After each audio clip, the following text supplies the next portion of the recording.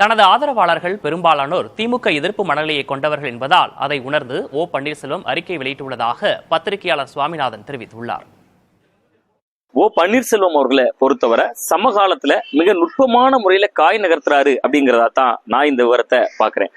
ஓ பன்னீர்செல்வம் அவர்கள் திமுகவினுடைய தலைவரும் முதல்வருமான மு.க. ஸ்டாலின் அவர்களையே சந்திக்கிறது பாஜகவுக்கு ஒரு வகையான அழுத்தத்தை கொடுத்துச்சு. ஓ பன்னீர்செல்வம் அவர்கள் பின்னால் திரண்டு இருக்கக்கூடிய பெருவாரியான தொண்டர்கள் அப்படிங்கிறது திமுக எதிர்ப்பு மனநிலை கொண்டவங்க. அந்த நேரத்துல ஒரு திமுகவோட ஒரு இணக்கமா இருந்துட்டாருன்னா அந்த எதிர்ப்பு மனநிலை கொண்ட தொண்டர்களும் தன்னை விட்டு கொஞ்சம் நகழ்வதற்கான ஒரு வாய்ப்பு இருக்கு அப்படிங்கிறதையும் அவரே உள்வாங்கியிருக்காரு. சோ இந்த நேரத்துலதான் அவருடைய அறிக்கை ரொம்ப முக்கியத்துவம் வாய்ந்ததா பாக்குறேன். நான் மத்திய அரசுக்கு எதிராகவும் களமாடுவோம், மாநில அரசுக்கு எதிராகவும் களமாடுவோம் அப்படின்னு சொல்லியிருக்கிறதன் மூலமா அவர் திமுகவுக்கு ஒரு குட் பை சொல்லாட்டாலும் கூட திமுகவோட ஒரு நல்ல இமேஜ்ல ஒரு நல்ல உறவுல அவர் தொடர்வாரு. அதாவது நல்ல விஷயங்கள் செய்கிறப்ப அதை ஆதரிப்பாரு, கெடுதலான விஷயங்கள் அவருக்கு தோணுகிற விஷயத்த அவர் எதிர்ப்பாரு.